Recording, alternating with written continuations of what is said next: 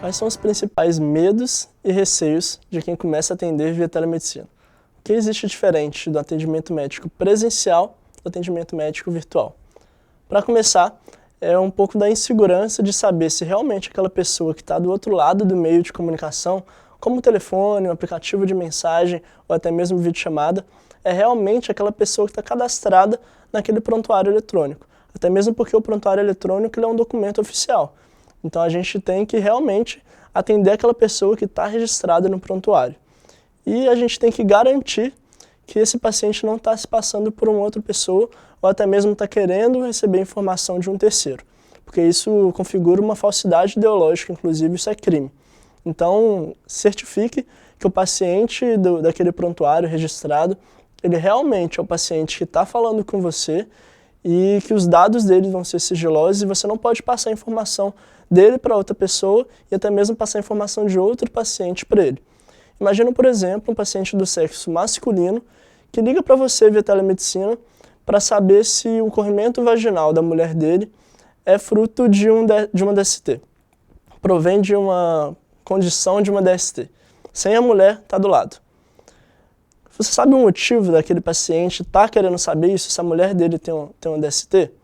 Primeiro que não interessa.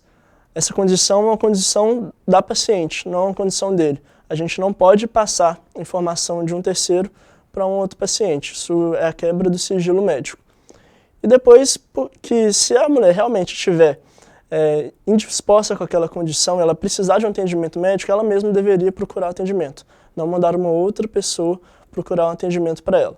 Algumas empresas estão até utilizando ferramentas como reconhecimento facial, igual aqueles que você pega o celular e olha para desbloquear a tela, para poder garantir que aquela pessoa que está procurando o atendimento é realmente aquela pessoa cadastrada.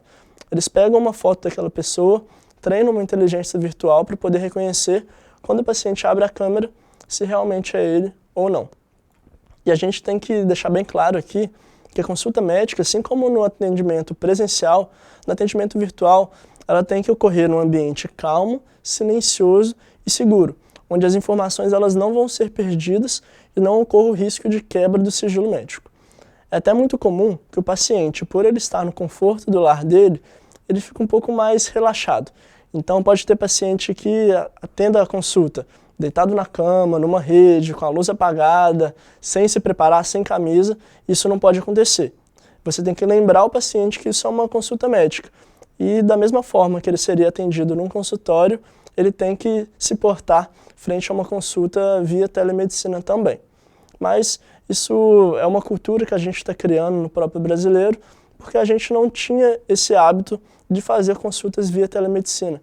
Então parece que é uma chamada por vídeo mesmo informal, mas pelo contrário, tudo é muito descrito e muito detalhado via prontuário eletrônico, que é um documento.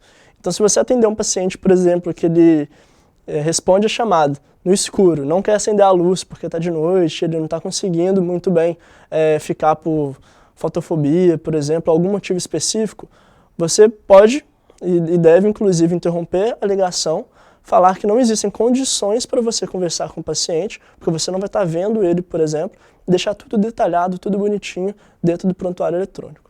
Um outro motivo que causa medo nos médicos que começam a atender via telemedicina sem conhecer muito bem é da própria segurança dos dados, né? Então o médico, antes de começar o atendimento de telemedicina, ele tem que se certificar que aquela plataforma de telemedicina utiliza dados seguros em nuvem e que toda assinatura que ele dê seja uma assinatura digital garantida por um certificado digital feito por uma empresa certificada pela ICP Brasil, reconhecida pela ICP Brasil. E o médico também, ele tem que reconhecer os próprios limites da telemedicina e encaminhar os pacientes via ambulatório ou até mesmo urgência e emergência, caso necessite. Então ele vai atender o paciente via telemedicina.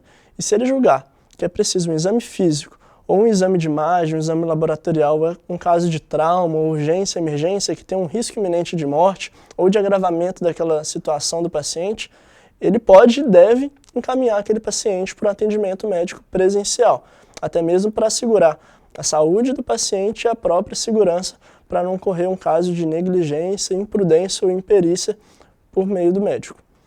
E, para garantir que isso tudo aconteça, o médico ele deve ser bem treinado.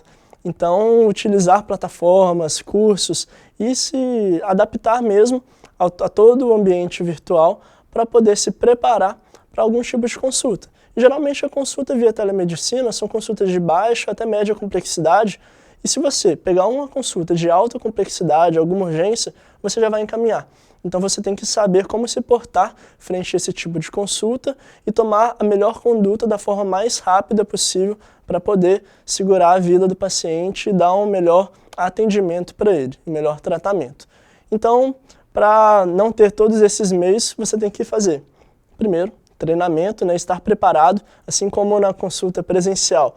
Na consulta virtual você tem que estar preparado para o que pode aparecer para você de demanda, ou até mesmo quais tipos de encaminhamento, de condutas você tem que tomar. Depois, descrever tudo na anamnese do paciente.